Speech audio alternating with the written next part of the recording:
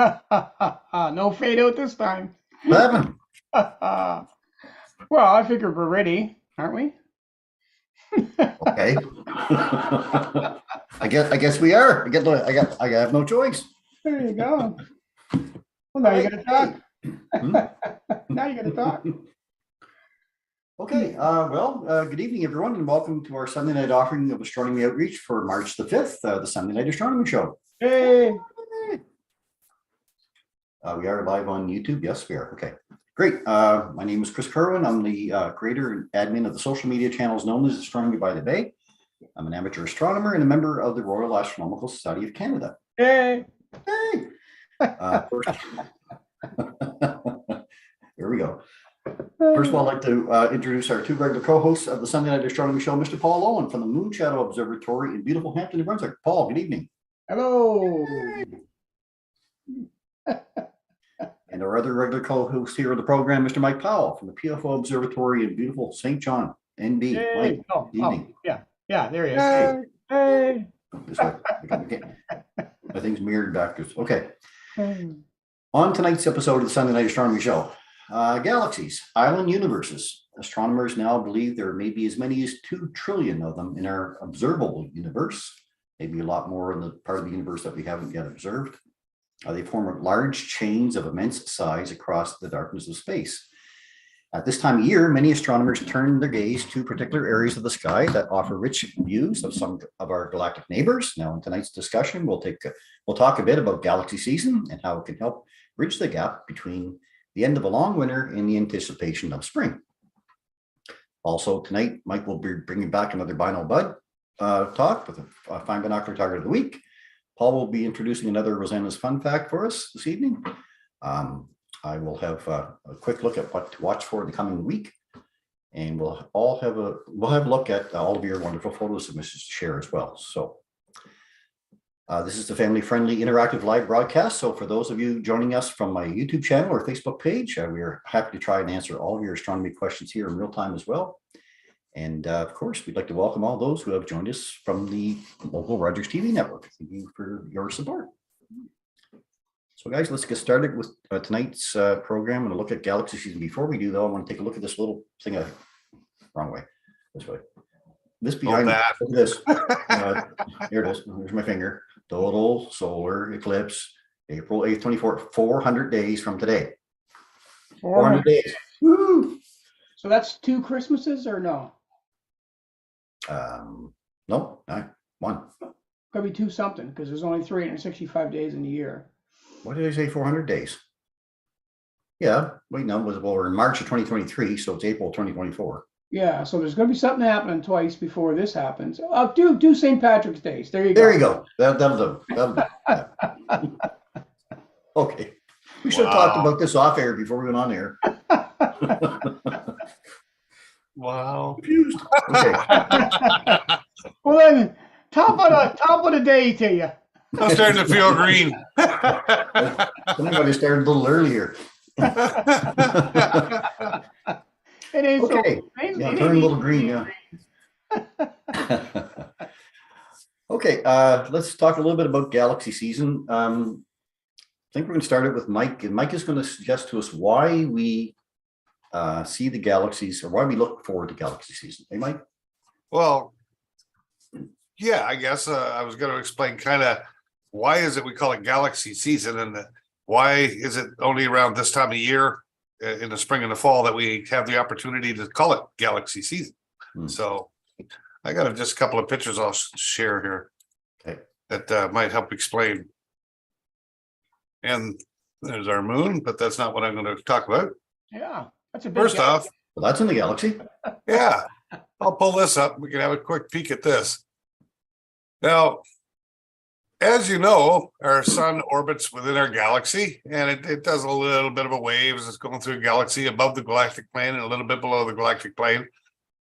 But our planets, believe it or not, orbit our sun almost perpendicular to the galactic plane. It's off by a little bit. I think even there's our Earth there. So it's 23.4 degrees, I guess, off the galactic plane.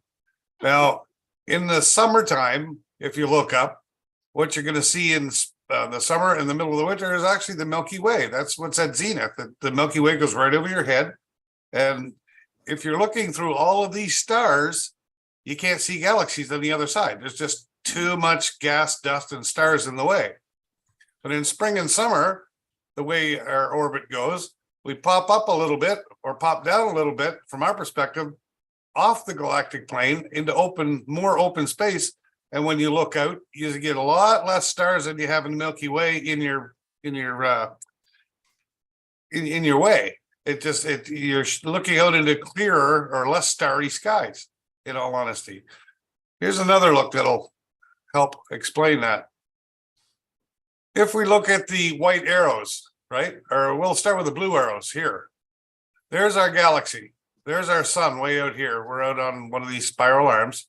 When we look in any direction into the galactic plane, which is the blue arrows, we will see stars and interstellar clouds that make up the Milky Way at night. So all you're going to see is a bunch of stars and nebulas and dust. You're not going to be able to see through the galactic center to galaxies over here on the same plane.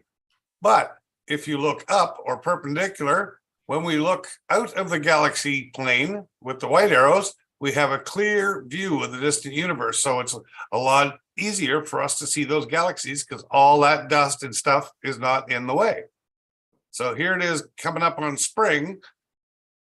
That's why we call it the galaxy season, and we're in our orbit up here and we're looking out away from the galactic plane. In fact, I think Chris is going to show you a little later, use a stellarium. We're actually going to be almost perpendicular looking up into the Leo triplet. It's almost perpendicular from the galactic plane. And here's just one more that'll help explain that a little bit. Again, there's our galactic plane in our night sky. When we're looking up in towards Leo, which is up in here, we're looking straight up away from the galactic plane. We're not looking across it. So we're going to see all kinds of galaxies and stuff out here because all these stars from the galactic plane and dust in the center are not in the way. We're actually looking away from it. And that's why we call it galaxy season, because the Milky Way is not in the way, right? And we get it in the spring and we get it in the fall. And it's a good time for us to look out and see those distant galaxies that are way, way out there. Does that make sense? It makes perfect sense. Yep. Then I will stop sharing. It's a geometry of us and of us orbiting the sun, right? I mean, we're not, we all think about us being in a plane as a horizontal plane. We're not flat plane. 60-degree angle with respect to the galactic plane. So we do go below and above the plane basically. And then again, we're also tilted 23.5 degrees with respect to the plane. So that's why we have the Milky Way kind of like this over the top of our heads. It's not, it almost goes zenith in the summer, right over your head. Right. Yeah. It's all. And now it's on the horizon. When you look straight up, there's the galaxies. Right. Nothing in the way to block it. That's right.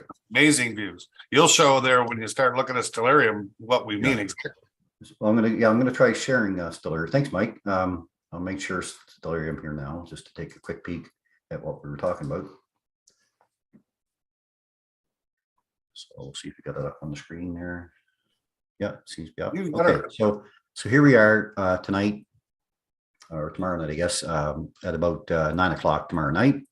And what I've done here is I've brought about more like in the sky and viewing options here under the DSOs. I've added a little bit more of the hints, which is what it adds like that. See, so you can add many galaxies or a few galaxies if you like. Just put it somewhere in the middle there. And the area that I'm kind of talking about that is probably one of the best areas of the sky is right here between the constellations of Leo and Virgo and then Coma Berenice. So these three right here make up a really rich part of the sky. And I'm going to zoom in here a bit to show you how rich it can really get. So every red circle, every blue circle you see there is actually a galaxy. So it just kind of goes on and on and on. We're in the Virgo cluster of galaxies here.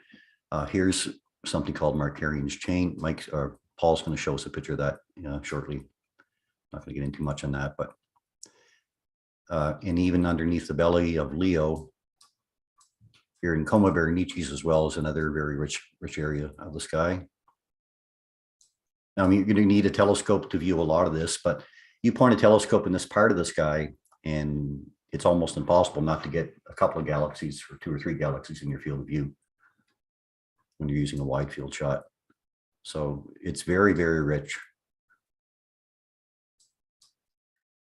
And if I zoom back out, we can go back out to Leo, where the moon is tonight. Leo's moon is in Leo tonight, and here's the Leo triplet,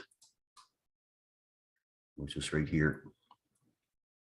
So that's a very popular target as well for those who like deep sky objects. Look So at the yeah, red circles in there. Like all those red circles are a galaxy. every one of those, yeah. Unbelievable.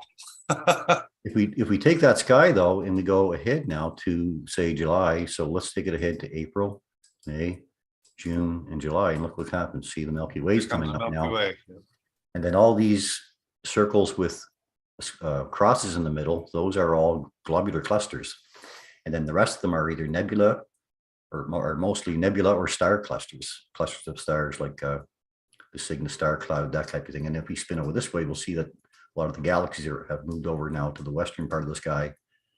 If we take it over to say midnight, Leo's starting to set. So we can see that the Milky Way view of our Milky Way takes over. So that's because we've now turned around and are looking towards the center of the Milky Way. Yeah, and you can see when you scrolled over there to Leo that it's almost perpendicular to the Milky Way. Right. Yeah. Like it's straight across. It doesn't go the same. It's exactly perpendicular to the galactic plane. So there's so many less dust and stars in your way. That's why we can get the deep space views. Yeah. Yeah. This is all the light pollution down this area. So it's difficult to see anything in this area except for globular clusters and a whole lot of nebula. There's a lot of really nice gas. Beautiful stuff in there. And there's a pile of globular clusters here right around Sagittarius. They orbit the center of the Milky Way, most of them, 160 or so that we found so far. Yeah.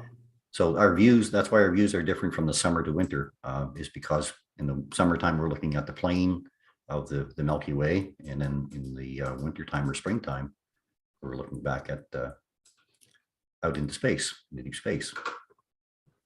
There's one other thing I want to show, and I think they still got it open here. I think maybe this one here. So I found this little page. It's kind of neat. It's called the Atlas of the Universe. So if we take out 12 and a half light years from the sun, we're talking about galaxies. Here's where you're located here in the center, and we got this is a 10 light year space. Oh, we're still looking at stellarium, Chris. Oh, we are. Okay, hang on. Yeah, I'm gonna get rid of that. Okay, let me stop sharing first of all, then, and I'll try to bring it back up. Just bear with me. Try again. Should be this one. There. Okay, there's the universe within 12 and a half light years with the nearest stars. The number of stars within 12 and a half light years are actually only about 33. If we go from there now out to 250 light years, we can see the number of stars jumps to 250,000. And farther out from there, we're going to go to 5,000 light years, where this is our portion of the Milky Way where we are located. And now we're looking at 5,000 light years, and we can see about 300 million stars in that area of the sky. Keep zooming out to 50,000 light years, and now we're looking at about 200 billion stars. The Orion Arm is where we're located over here. And we have a couple of dwarf galaxies along with us.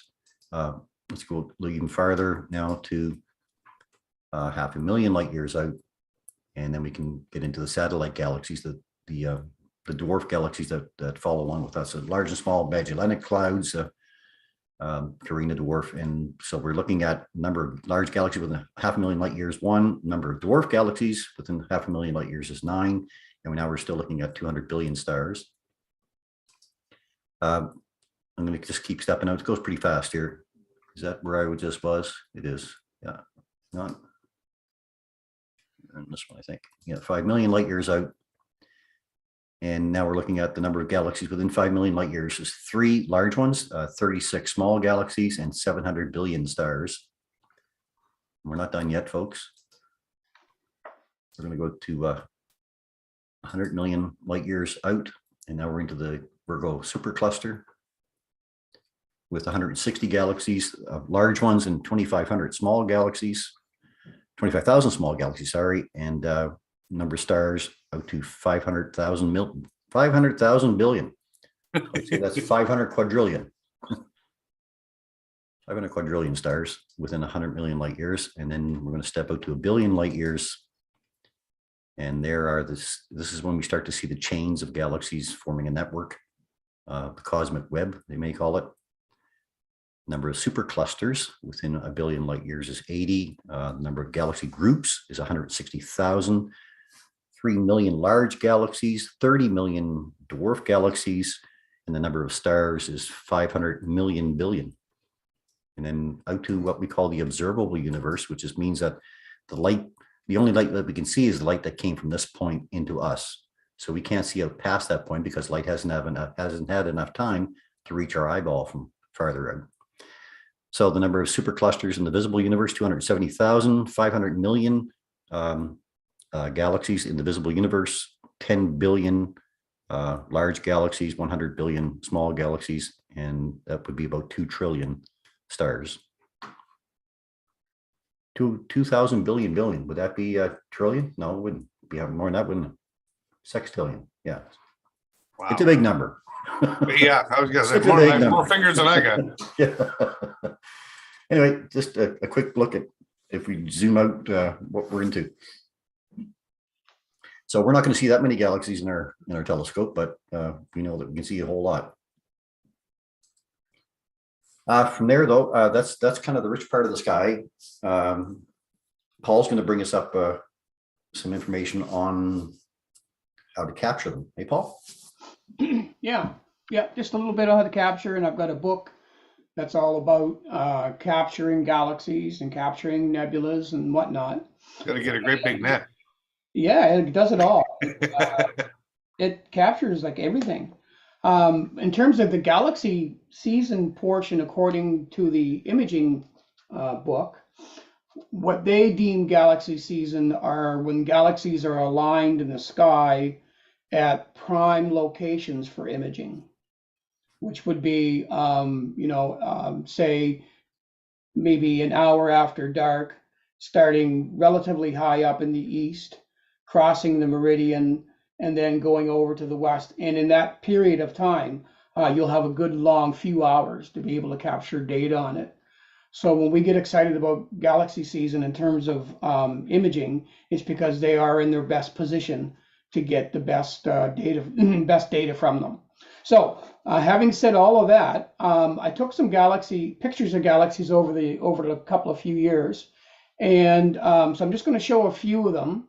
But I want to show them in relation to this book. Now, this book, if you're interested in imaging galaxies or even observing them, as far as that goes, this book will tell you when the best time to observe them are, I guess, but mainly it's designed for the best time to photograph them.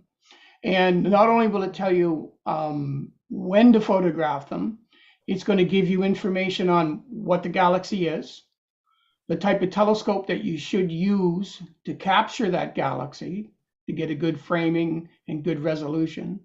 And also it'll give you some hints on how to process your data once you've got it. All of this within a page and a half of each one of these. So it's a short read, but if you're familiar with your equipment, it's a really, really good guide to get some success with your astro imaging. So enough said about the book for now. Let's go and show you some images. I'm just going to share my screen once I figure out what screen I'm going to share it on. So I'm going to open up this one first. Why did that one open? That's not even the same picture. Try it again. No, there it is. Isn't that funny? Okay, so I guess we'll try to put that one over here. And see if I can scack over there. There we go. Okay, so now just bear with me for a second, because what I had to do with this is label the pages that these are on the book, because I want to just kind of guide you through what we're going to see and what the book says you're going to see. Keeps putting them over here, so I may be a little, well, there we go. We'll start off with the one Chris talked about earlier. Now let me just close that image down, and I'm going to share my screen, and hopefully this will work. Let me know if you see that image. We do. Okay, so what you're looking at there is Markarian's chain, And Markarian's chain is in that spot that Chris talked about between Leo and sorry, what's the other one? Leo and who else? Virgo. Virgo. Leo and Virgo. And anyway, so that's what this one is. So what this actually is, this Markarian's chain is actually a group of galaxies. As you can see, there's a whole bunch of galaxies that are relatively good sized galaxies and relatively well defined. This was shot with a very, I'll call it a short focal length telescope. I think it was around 500 millimeters. And so you at 500 millimeters, you can get all of this in there. Should you go to a really, really long focal length, then you can start actually working on specific galaxies. And as you get into this Markarian's chain, some of these are just kind of blurred out blobby galaxies. And even with a high powered telescope, you're not likely to get a lot of definition. So it's a good idea to have a look at some of the ones that are well defined in a small telescope. And then you might want to consider going after something like that in a large. But now, for example, on this one here, I'm going to go to the book on page 122. Let me just bear with me. I find page 122. Here we go. So the book says it breaks it up into three sections, and it says here the Virgo galaxy cluster contains thousands of individual galaxies centered at a distance of about 60 million light years. Anyway, it goes into that, so you get some idea what it is that you're looking at. Then it says for visual astronomers are often drawn to the arc of galaxies in the heart of the Virgo cluster called Markarian's chain, which stretches from M84 right through to M4477. And then it'll go on to tell you a little bit about that. Then it gets into this little one paragraph. It says imaging. So here it says the Virgo galaxy cluster can be framed in many ways. One of the most popular is shown here, which is actually what you're looking at there. Anchored by M86 near center and flanked by M84 on one side and the eyes on the other side.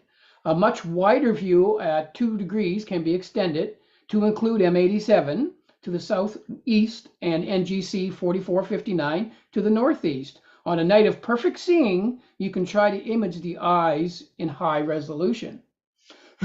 Excuse me. So that would be right there. There's the eyes.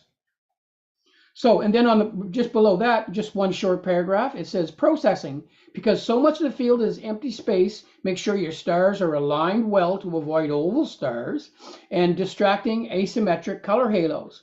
Focally sharpen the spiral galaxies, correcting a distracting background. And then it tells you exactly how the picture that you're looking at here, for example, if that was in the book, it says here that the camera it was used was an ST10XME. The telescopes were a 5.5 inch Tech refractor. Field of view was 66 arc minutes. And it says the luminance, or the exposures, it tells you the luminance and how many of them and how long they were, the red, the green, and the blue if you're shooting mono. And then the limited magnitude of that particular system is 3.5. So, so you can look at the time of the month that you're in, find something that's in, and this book, by the way, is for Northern Hemisphere targets. It's not for South, it's all for Northern. And yeah, so you can just go ahead and find something like that. So just that little bit of information that I just shared with you on Markarian's chain gives you a really good idea for you to kind of look at what do you have for equipment, how I'm going to record, how I'm going to capture this, and when's the best time to do it. Now this one here, this one shows up in this catalog on May the 13th. So that's the best time to catch this one, right around that time. You'll get the most data from Markarian's chain. Okay, M51. So we just slide right over to page 146. I won't get into as much detail on the rest of them, but I just kind of want to just touch base with it. So, so here when you look at M51, this guy used the image that I'm seeing here. He used a 10-inch telescope to get it. The image you're seeing on that screen used a 4-inch telescope to get that. So so there's a little bit more detail on the 10-inch. You'll always get more detail with larger aperture, but however, but it just goes into saying again, it's got some imaging data on it, large, bright, colorful. It's one of the first targets that most people will shoot is this one for a galaxy, because it is very bright. It's a very bright galaxy. It doesn't take a lot of time to capture data, but there's a lot of ways you can get it. You can get it with a DSLR if you want to. You can get it with a one-shot color camera, or again, you can use a mono camera with filters. So there's a lot of ways to go at this target, but if you're just starting out, this is actually a good target to work on in practice, M51. And that one, they're suggesting right around the end of May, I believe. Yeah, right around the end of May, May 29th, right around that time. So that would be for M51. M31, we know that's a summer target. We know it's in the constellation Andromeda. That's the Andromeda galaxy, and that one is a great summer target because it's flanked just off the side of Cassiopeia. So basically, it's a target that you can get for quite a bit a period of time of the year. However, that's a very big target. That's about 5 moon widths. So it's 5 degrees. Sorry. So it's about it's 5 moon widths. Yeah, that's what it is. So it's a very big target. So you can't get that in a large telescope. That one you're going to have to use a small telescope. So when they talk about that in the book, they talk about the size of the telescope that you're going to need so that you can get the entirety of that galaxy, because it is huge. And the reason that you see this imaged corner to corner rather than side to side is because it's so big that in most telescopes that image this and the chips that they use, if you put it side to side, you lose some of the galaxy. So going corner to corner gives you a little bit more space to capture the most part of that galaxy. So that's M31, the Andromeda galaxy. Oh, by the way, this one here, when you image this, you can image this with a one-shot color camera, get great detail. But on this one here, I used a monochrome. I used to always capture it with one shot, but I got a mono camera now. The only extra thing that you're going to do if you have a single, like a one-shot color, is you might want to get a hydrogen alpha filter so you can get all those nice little red jewels in there. So you can actually capture hydrogen alpha data for a one-shot color camera so that you can combine that with your red, your green, and your blue so that you can get not only the galaxy in red, green, blue, but also that hydrogen alpha data, which really brings out a lot of definition if you're specifically looking for the nurseries in that particular galaxy. M31, it's the same thing, or M33 rather. It's the type of galaxy where you can shoot it without going to hydrogen alpha if you want to, but you're losing a lot. Like if you look at this galaxy, you can see there's these big chunks of hydrogen alpha here, and there's a lot of them. If you're not using a hydrogen alpha filter to bring that out, you're not going to get all that detail in that galaxy. You will get the blue spiral arms, you will get your stars, red, blue, and green, but you're not going to get the detail that you see, especially the color from those hydrogen alpha pockets. So you're going to need a hydrogen alpha filter if you want to get that in that particular target. Anybody hear the Deer Look group? The Deer Look galaxy. That's the Deer Look galaxy right there. I found that picture and I thought, oh, I couldn't find the Deer Look galaxy that I took, so I said, well, here's the Deer Look. So anyway, I just had to show you that one just for fun. Can I get out of that? Awesome, Paul. There we go. I just want to see if there's just one or two more I want to catch. Yeah, keep going. Okay, here's one in Ursa Major, and this is M81, M82. They're very predominant galaxies. They're easy to observe and they're easy to image. Again, if you look at this particular galaxy here, you can see a lot of very red hydrogen alpha there that you won't see that much of if you're not using a hydrogen alpha filter to get it. But either way, even in just monochrome, it'll still come up very nice. And M81, M82, you can shoot them like this as a pair and a smaller telescope. In a larger telescope, you can shoot them individually like here, like that one there is just the galaxy all by itself, not showing its partner. And you can get a lot of detail on this. So these type of galaxies are really good for high resolution stuff. Some guys have a lot of these 8-inch Schmidt Cassegrains. That kind of telescope can capture this kind of galaxy very, very well. Other than that, there's a couple of others. I won't go through them because it just takes too long, but I just want to show you, first of all, the book. And let me just stop sharing. I want to show you the book. And based on this book, which I've had for a few years, it's still in, you can still get it. And a lot of astro imagers use it. It gives you a roadmap of 100 targets, so that if you're ever looking for something to shoot and you want to know when it's going to be up, what you need to use it, and some techniques to capture it and to process it, this is an excellent book. And some of these galaxies that you see are the results of some of the information I took from this book. That's awesome, Paul. Some amazing captures you got there. Oh, yeah. Excuse me. Awesome. Yeah. Thanks so much. Well, I think we covered that. Okay. Why we like to look out in the springtime towards that area of the sky, and why it's fun to just capture galaxies alone. Like that Mercurian's chain, I can't look at that and think, is there something else out there because of all those galaxies that are in a nice chain like that. It's amazing. Indeed. Okay, well, that's good. Galaxy season coming up now.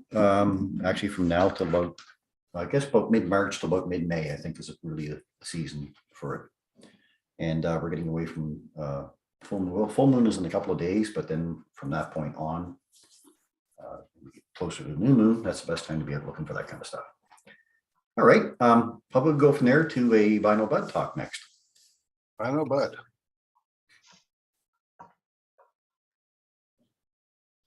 He should be coming up, hopefully. There he is. He's up. All righty. Binocular target of the week this week by Vinyl Bud is Millet 111, or Berenice's hair. It's right up in the area we were just talking about. Mm-hmm. So the Coma star cluster, also known as Millet 111 or Calendar 256, is a small but nearby open cluster located in the constellation Coma Berenices. The cluster contains about 40 bright stars between 5 and 10 magnitude. The bright stars of the cluster actually make a distinctive V shape, as seen when Coma Berenices is starting to rise. The cluster used to represent the tail of Leo at one time. However, around 240 BC, Ptolemy III renamed it for the Egyptian queen Berenice's legendary sacrifice of her hair to the goddess Aphrodite. So, it was the tail of the Leo or lion, but it's not anymore. How do I find it in the sky? Well, if you're out tonight and it is clear, right up by the full moon at 100 degrees east-southeast at 10 o'clock, you look up, you see Leo. You come down. This is the Leo triplet right in here. If you come across off his tail and come across the Coma Berenices here, it's right up in the top corner, and that's why it used to be considered the tail of the lion. Here's a little closer look. There's Leo the lion. There's the Coma cluster there. And you can see why it would have been considered the tail of the lion. So, what will you see? Well, there's a nice semi-bright cluster in the sky, separate from the other stars. There's the little V shape that you start to pick off when they talk about as it's rising, you see a V shape. In 10 by 50 binoculars, it comes down like this and over. I mean, it's going to fill a fair part of your field of view in 10 by 50s, but they stand out and it's an easy target to find. Compared to the full moon, well, I don't even know how to put it there. It's got to be 6 full moons in size. Like, it's a big open cluster, but it's very easy to see. And mine's a refractor. They're all refractors. It happens at every star party, right? Mm-hmm. Best binocular target of the week by Vinyl Bud. Cool. Is that Awesome. a new emoji? It is. What's Yeah. that? The emoji. Yeah, go back to that last That's slide. that's my Facebook avatar. Yeah, well, we hadn't seen that, so now that you put it out there, we got to see it. It's called Supplies. Oh, you want to see it? Yeah, yeah. Oh, now I got to share a screen again. Hold on. Hold your pickle. The target of the week. Where am I here? I know I'm here somewhere. This one. And share screen. There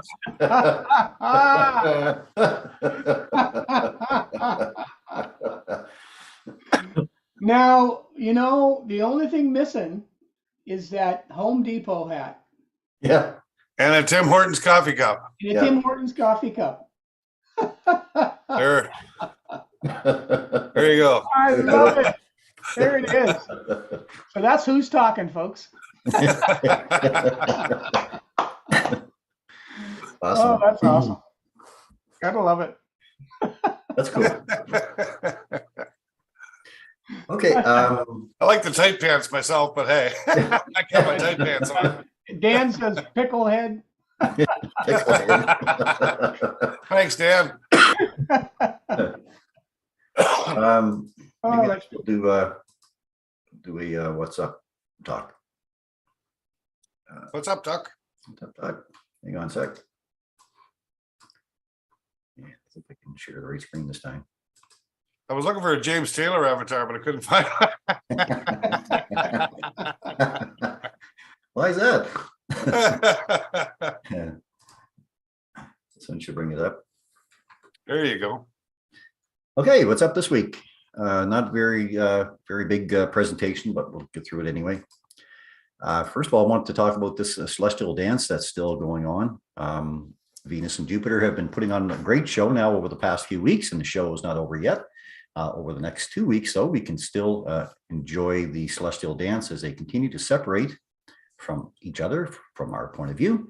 By the 21st of the month, though, they should be nearing the end as Jupiter approaches the horizon, but brilliant Venus will remain with us for some time. So, nice show altogether. The conjunction was nice. Even the nights after the conjunction were really nice. Saturday night, they were lined up right on top of each other. Quite a nice show. And a lot of people send in photos for that as well. Thank you for those. The next 2 weeks is zodiacal light. Best viewed from a dark sky site. The next 2 weeks provide opportunities to try and capture what's called the zodiacal light in the western evening sky. Now, the zodiacal light is a term given to the phenomenon offering a strange cone of light caused by sunlight reflecting off dust grains in the solar system. Now, it is thought that this dust was the leftovers of the formation of the solar system. And I'm going to go to a quick video here. Hopefully you guys can hear this. Well, didn't have to hear it, I guess. It's just I'm going to talk a little bit about NASA's Juno spacecraft.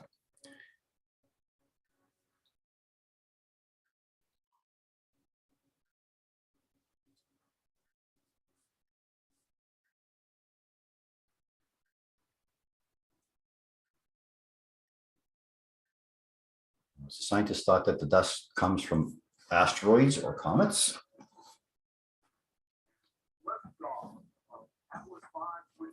When Juno went up, they found some other information. Juno launched and spent 5 years traveling to Jupiter. Still there now. During its journey, Juno was repeatedly struck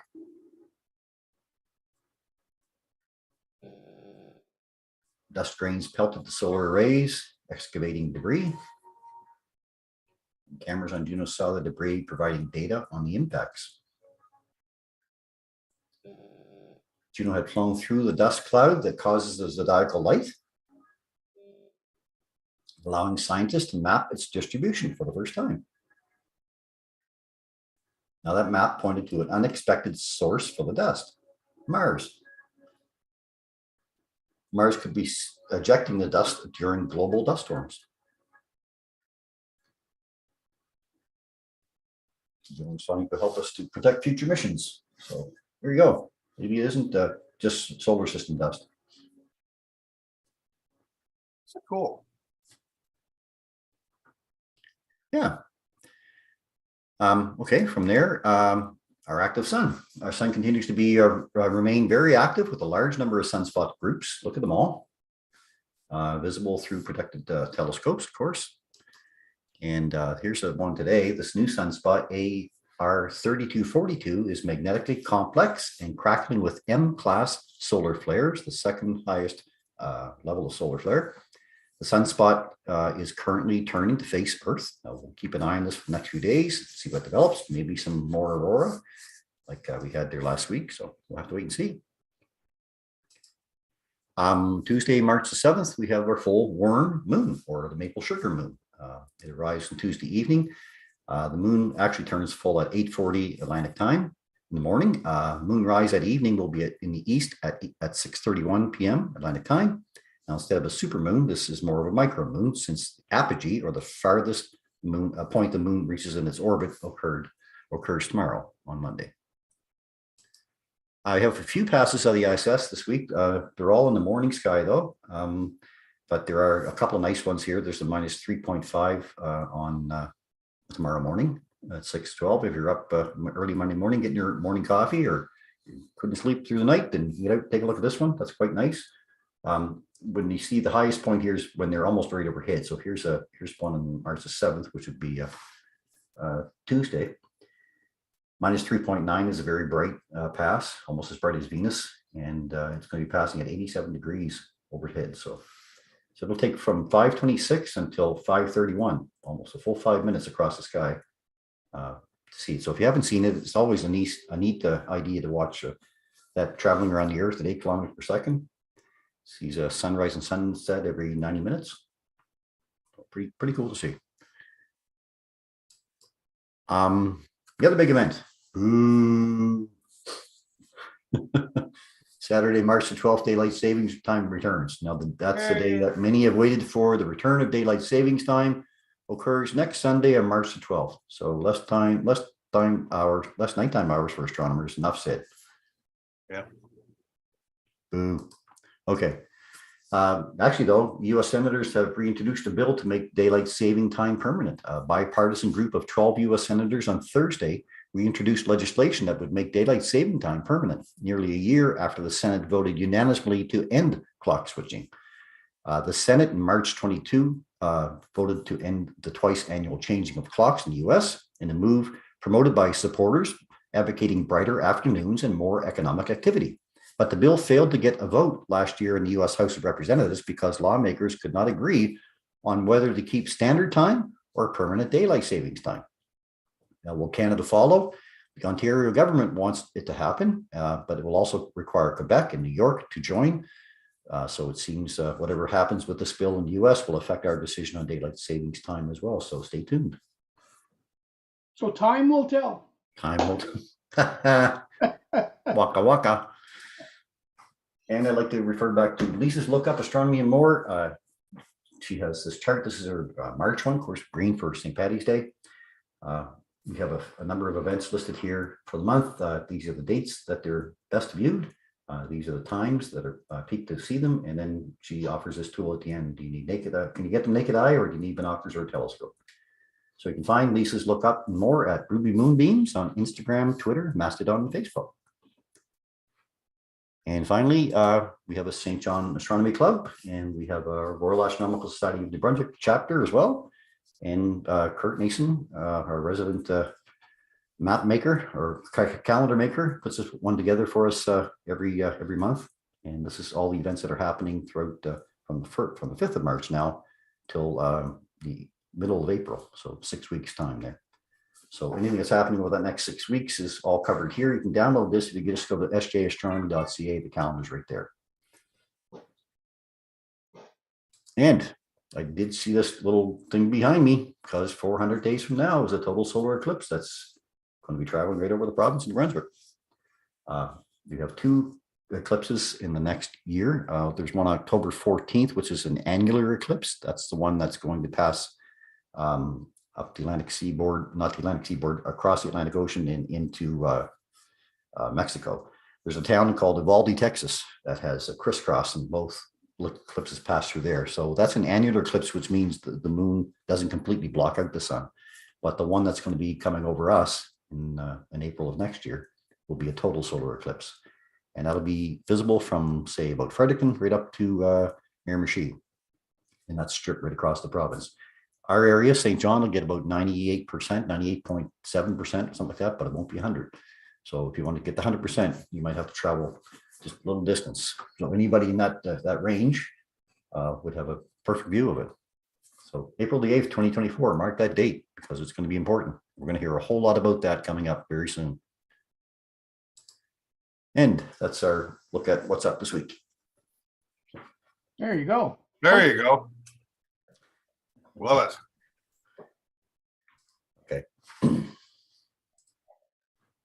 Okay, from there, maybe we could go to Rosanna's fun fact. Paul? Okay, we'll do that. All right, and this is this week's.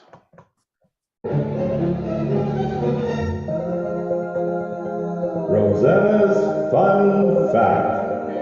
Hey! Welcome back, Rosanna, with another great fun fact. Let's get right into it. So Rosanna writes, hi, Paul. In Welsh, February is sometimes known as Mis Bach, or if you spelled it out, it's Y-M-I-S-B-A-C-H, and its meaning is the little month. It may have been a smaller month, but it held some great views. I picked a few of my favorites to share. So this was a cool snapshot of the Expedition 68 flight.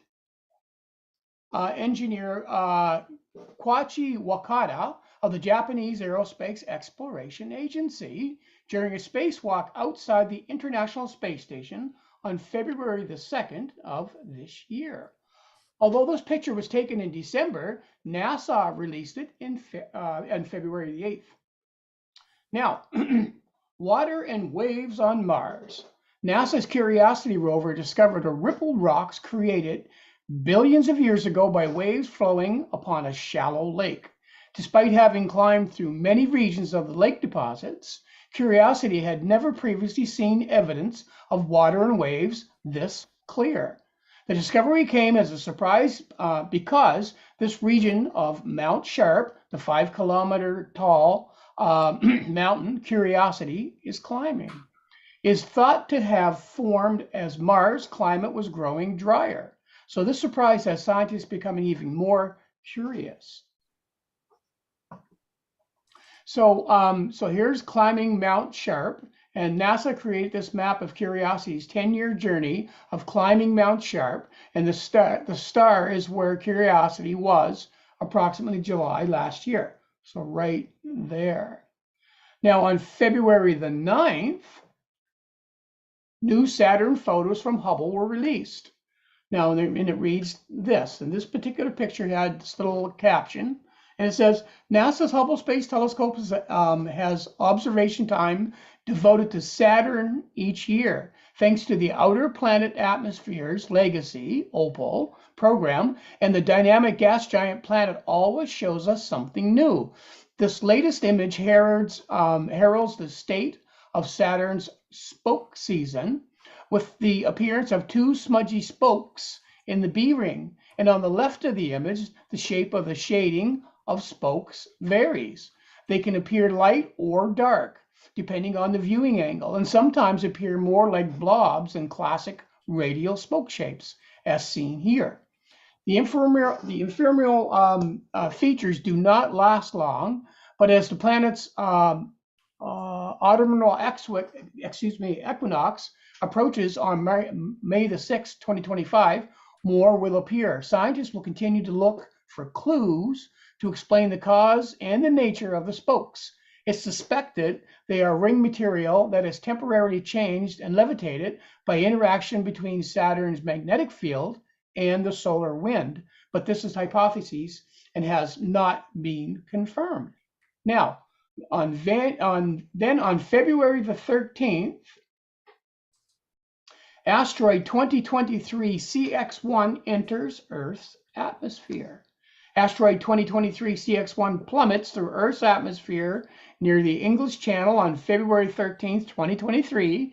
There were strict warnings about reusing the photo, which is fantastic, and I didn't get permission in time, but here you go. And there's a little shot of it, and I don't know, can I do it? There it is there. That's what came into the atmosphere. Wow. Yeah, pretty cool. That's cool. So you can see the fantastic capture of the asteroid 2023 CX1. Now, although astronomers have found and cataloged over 30,000 near-Earth asteroids to date, there have only been 7 instances where an Earth-bound asteroid was detected before it entered our atmosphere. This was number 7. On February the 16th, the show-stopping photo was released. That's this one right here. So JWST, the James Webb Space Telescope, spots galaxy NGC 1433, a barred spiral galaxy. The galaxy spiral arms contain young stars releasing energy and, in some cases, blowing out the gas and dust on the interstellar medium. At the center of the galaxy lies tightly wrapped spiral arms that wind into an oval shaped along the galaxy's bar. So that would be right in here. And these images, of course, are from NASA, ESA, CSA, and so on. And finally, some of the best views in everyone's backyards. I hope everybody managed to find a moment to watch Venus and Jupiter dance in the night sky. Even if the conjunction was a bit cloudy, there were several beautiful nights that in the weeks leading up to it. And this is one of our own shots by Mr. Chris Kerwin from Astronomy by the Bay. There you go. Yay. Nice conjunction. So February was short, but indeed very, very sweet. And that is this week's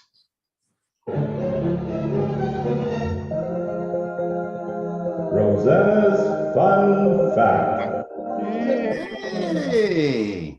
great fun fact, Rosanna, again. And Awesome. February being short and sweet indeed, but there was a lot of stuff going on. Those rovers, you tend to forget all about the rovers happening on Mars, but they're really finding a lot of, they're really doing a great job up there. Yeah. All the years that they've been up there now too. I mean, it's amazing what we're getting back for data for those. And it was a beautiful display there for the planets too, for sure. I hear Ireland's going to, claim a portion of Mars. And then those rovers will be Irish rovers. Sorry. So, wow. How did we Oh, go on with the show from there? that's okay. Wow. Sorry. That's one of the worst, I think. Well, I mean, Oh, anyway. Thank Hi, laddie. Okay, let's go from there to how about some photos? There we go. How about some photos? Okay. Let's see what we got.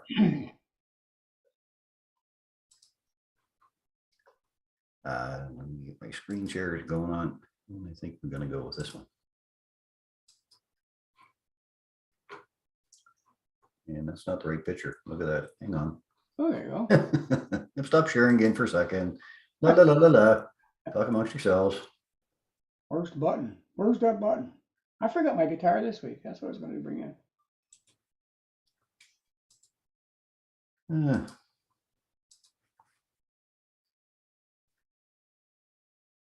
Wow, it did it to me again this week.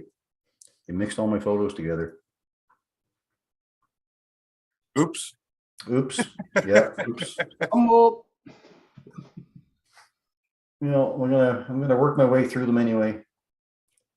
I did too. I only had 20 photos. I ended up with 28. Let's combine them. Anyway, I think we can get through most of them. Let's see what we got.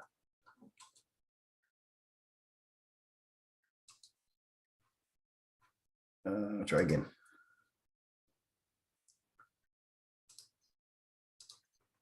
Okay, we're seeing something there.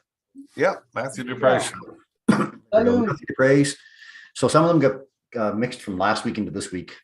Anyway, he said, hey, Chris, here's a submission for the week photo of the moon consisting of 10 photos stacked and edited in Photoshop to bring out the color. Very nice. Color. Very nice. Good job. Thanks, Matthew. We're going to go from there to next up would be, so I got to go to that 9 button, isn't it? 9. That's original size. No. I have to go here somewhere. That before. View image, original size. No. New image, fit the window. There. There you go. There it is. So that's the comet. And I think that was one from David Smart from last week, actually. So Yeah, it is. I Yeah. have to pass by Yeah, that right one. on. Yeah. And then we're into a shot of the moon as well from David. That was last week as well. But this one though from Yvonne Hashi. Wow. Northern Lights are out, he said. That was the other night on Sunday and the Monday. We were talking Monday night about the aurora possibility, but it actually arrived on Sunday night, and that was one of the shots that Yvonne caught. So really nice. Really beautiful. Yeah, nice capture. And I think we're going to get into some other ones here. This is David Simard as well from last week. For shine. We are into, this is Denise Marcildo, the aurora from Perth Andover. Wow. Nice, huh? They had a nice look. Mm. And this is a shot from, let me have a look here. That's another David Simard one. To get mixed up, David. Sorry, that's David's. That's M40. They blended together. Yeah, M40. This is a Jupiter Venus conjunction, of course. We're gonna go from that one to Casey Hashi. Wow. Nice capture from Beresford, Brunswick. Wow. There he is. We There. definitely got the aurora. Yeah, certainly did. That's a cool shot. That's a nice Yeah. shot. Yeah, that's pretty cool. Like that. I'm gonna go from here to this is Adam Matchett from Charlotte. Charlo, okay. That's a nice capture. So there Yep. was lots of aurora, lots of displays. Thank you for that. Got this one from listen, Bill Leonard. That was a couple of weeks ago, and that was from last week as well. Brad Perry shot. This one though was Aurora from there too. Gal. That's just from the zoo, Gal. Yeah, Aurora in that shot. And she shot this one at 22:18 at Pointe de Chêne Wharf in Shediac. You can't see it with naked eye, but the phone does take great pictures. It does indeed. Right on. Yeah. That's another one from last week. Yep. There's Sue's shot again. So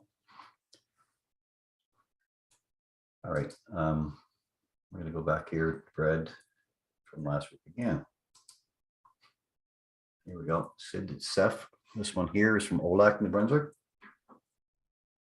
Another capture. And some of it, like in parts of the province, they were getting a really nice show. Other parts of the province, you could just barely see it at the horizon. But again, cameras do a lot more for you than your eyeballs will every time. This one is from Valerie Chenard, Aurora over Nigadoo Beach. Oh, very nice. Nice, Oh. nice one. Very nice. And then we're going to go to Jeff Pendlebury's here. Jeff's shot Aurora cover Cove Head Harbor Lighthouse at PEI. Where Nice. is it? Cove Head Harbor Lighthouse in PEI. Oh, PEI. Hmm. Very nice. You guys see in color there? Okay, like with Yeah. that? Yeah. The color looks great. Okay. I'm going to move to Marianne McKinnon now with the planet. I got some pile of photos. I'm just going to share a few of them, but I want to thank everybody for sending all their images in. We got some shots during the conjunction, some shots before, some after, some shots with the moon in them as well. Probably got about 75 photos, but it was awesome to see them all. And I'm glad for the cooperation or the reactions on the page for sure. Interactions, I guess I should say. From Matthew Prey from a while back as well. This is Kathy Graham shot of the planets. Sir. That's Kathy. Yep. Oh, that was from an earlier shot. Whom This one's doggy? also from what's that? See whom doggy? Yeah, Moondog. These are combined ones from last week. This is Dwayne Schramm's That looks shot like big. last That week looks as like- well. Where's that one from? Do you remember? Or just to say? That was from the cruise ship. We brought that up last week. Oh, yeah, yeah, yeah. Sorry about this. Anyway, Maureen Wallace's shot here from Cassie Cape. Cass Cape. This one is from Winston from last week. We have Yvonne Rudiger's shot here from Richmond Corner. Planets again. Yeah. And this one from Marie Lebel. And from Vivian Elizabeth from Cape Breton. Well, Everybody's capturing the planets, that's for sure. Mm, yeah. So Yeah. bright, eh? yeah. So we usually see naked eye for sure. There's David Samarge capture. Mm-hmm. And this is moon shot. March, he said March 3rd, Venus and Jupiter change positions, and then he has the moon from March 3rd as well. And this is Clear heart, that's from last week. We're getting close to the end of the year. David Samard with Mars and the Moon together. He said, I was not planning this. I was more concerned about Venus and Jupiter, but this is a bonus. He said you can see the dark side of the moon picture taken with a Canon DSLR T3i at 1 second at f5, 180 millimeter ISO, 100. Oh, nice. Hmm. Mars, nice and orange. Looks very good. Hmm. And that one was from last week as well. And I think this one was too. Well, that's Victoria McGuire from this week, actually. She got them. Oh, where's that? She didn't say where she was. Okay. But she sent it in. A lot of times I don't get where they don't actually give me their location. Yeah, nice view from Nice there. shot though. Yeah. Yeah. Beautiful. This one we got from Chris Baldock. Chris says, hi, Chris. I'm sure that you've received lots of pictures this week of the Jupiter to Venus conjunction. I've attached a composite taken over 4 evenings, February 26th, 28th, March the 1st, and March the 2nd, from the same location. A country road, he says, southwest of London, Ontario, at approximately the same time, a little over an hour after sunset.